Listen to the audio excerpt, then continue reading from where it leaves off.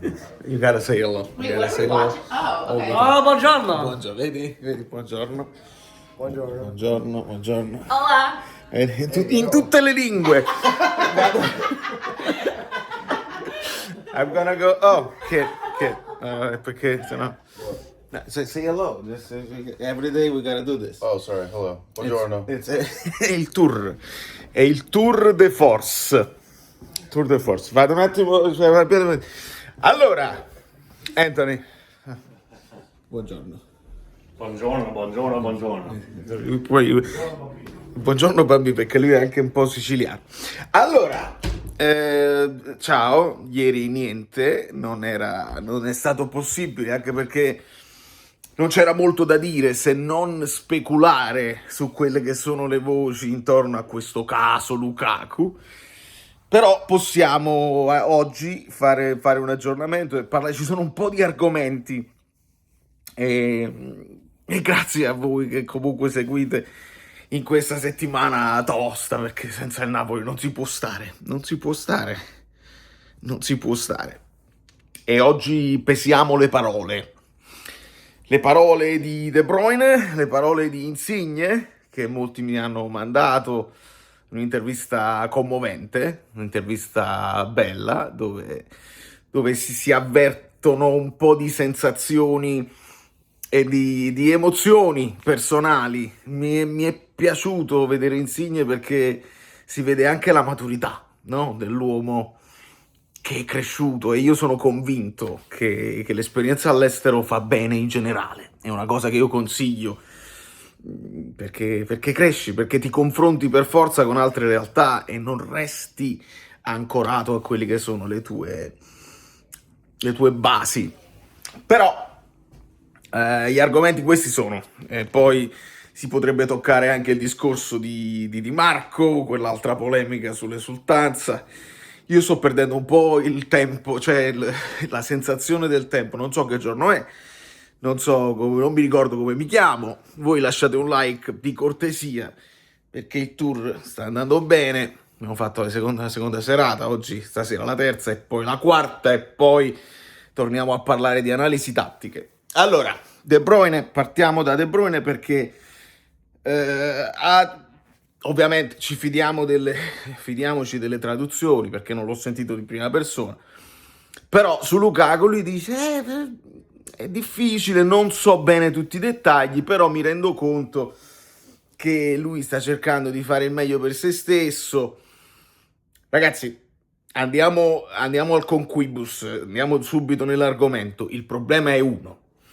E ve l'avevo accennato nel video di 2 giorni fa, e forse la voglia di rientrare in forma per il mondiale, che è importantissimo, sicuramente l'ultimo mondiale per molti di loro, e la voglia di rimettersi in forma. Come ci si rimette in forma? Giocando. Frase che riprendo da Spalletti, no? Uno viene dall'infortunio, come lo riporto in forma? Lo riporto in forma con le partite. Contemporaneamente Conte ci ha detto negli anni: io devo vincere le partite, la mia priorità è vincere le partite, non mettere in forma i giocatori. Però lo stesso Conte ci ha anche detto: io li voglio portare poi al mondiale perché mi hanno dato tanto rispetto a quello che insomma ci serviva, e li voglio rimettere in forma, non li voglio nemmeno rischiare. Questa è la doppia vita che stiamo vivendo noi, traumatizzati da tutti questi infortuni. Li vogliamo vedere, però abbiamo anche la paura che se li metti troppo presto, se li fai poi forzare, possono avere delle ricadute. Ed è difficile. Quindi io in questo momento mi trovo d'accordo sia con Lukaku sia con il Napoli. Nel senso, se il Napoli si aspetta, dice Lukaku è disponibile, noi lo mandiamo in panchina, se deve entrare in campo entra in campo, e quindi deve fare la tabella degli allenamenti che è prevista per tutti i calciatori. Ed è giusto e non si può dire niente. Lukaku dal canto suo probabilmente si aspetta anche di giocare qualche minuto in più, perché senza giocare poi non entri nel ritmo partita. Io sono convinto che da parte di Conte, che poi parliamo di Conte e Lukaku, lui lo metterebbe se Lukaku garantisse quelle intensità, ma è questa la differenza. È l'intensità di cui ha bisogno Conte quando ti mette in campo per una partita che devi vincere, perché non ci sono più partite che puoi gestire. Se si va in vantaggio di 3-4 gol, magari, ma se invece la partita è in bilico non c'è niente da fare. E qua c'è il discorso di De Bruyne che dice: io ho fatto una scelta, e si è preparato in un certo modo in Belgio dopo l'operazione. Lukaku niente operazione, e ha fatto, dice, metà in Belgio e metà poi con il Napoli, ed evidentemente questo poi non basta se non giochi.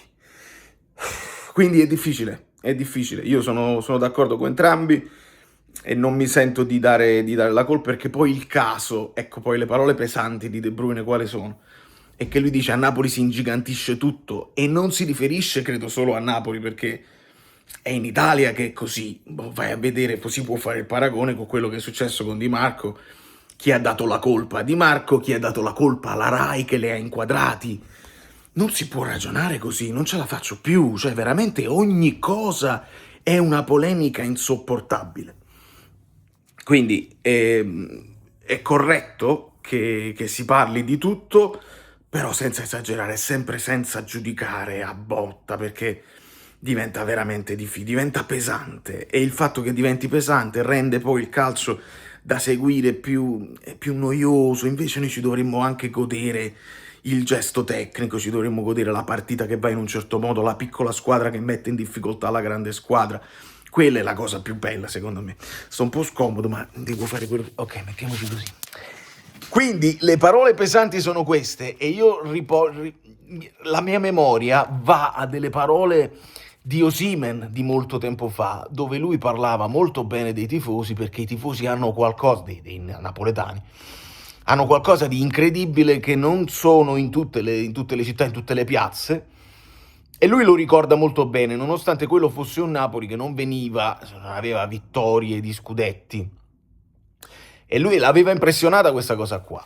E mi ricollego, vedi come sto provando con tutte le mie forze nel fare un discorso che possa racchiudere tutti, alle parole di Insigne, che con affetto, con un po' di rammarico, dice: forse non ci siamo capiti tantissimo con i tifosi, e forse è anche colpa mia, perché in alcuni miei atteggiamenti io posso sembrare scostante, posso sembrare presuntuoso, ma non è così, perché lui dice chiaramente che sarebbe tornato anche a costo zero pur di chiudere la carriera a Napoli, il che è un bellissimo sentimento. È bello anche come storia, che almeno chiuda col Pescara. Dice: avevo altre scelte, altre possibilità, ma una scelta di cuore per la squadra che poi lo ha lanciato. È bello anche questo, ed è bello vedere che si commuove, che ci pensa. È una storia abbastanza triste, se ci pensi, no? Con Insigne che molla e il Napoli vince 2 scudetti. Secondo me è difficile da accettare, però lui si può tenere che l'annata dei record è il protagonista di quella là dei 91 punti, dove non vincemmo, ma 91 punti. E poi le sue Coppe Italia, le sue Supercoppe. Va bene. Alla fine ce lo ricorderemo bene, Insigne, credo.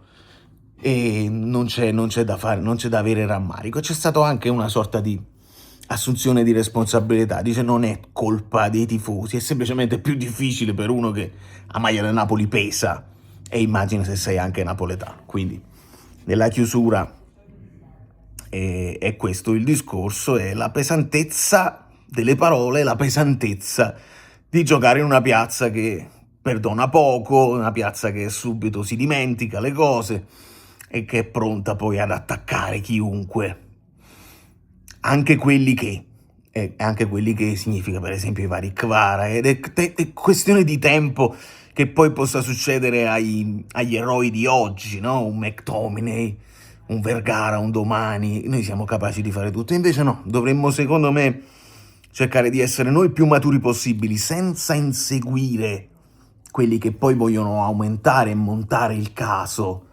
sempre per dividerci, perché una piazza divisa è più debole, e se non riusciamo ad avere quella forza, perché lo ribadisco a fine video, ma in maniera importante, molte di queste polemiche si possono evitare se la società interviene, chiarisce con comunicati ufficiali e dice: noi ci aspettiamo questo da Lukaku, Lukaku lo fa. Quindi si parla adesso, deve tornare lunedì o martedì e non c'è nessun problema. Cioè è chiaro, nella mia mente deve essere chiaro a tutti qual è l'obiettivo di tutti. Napoli, obiettivo, avere i giocatori a disposizione per fare un grande finale di stagione.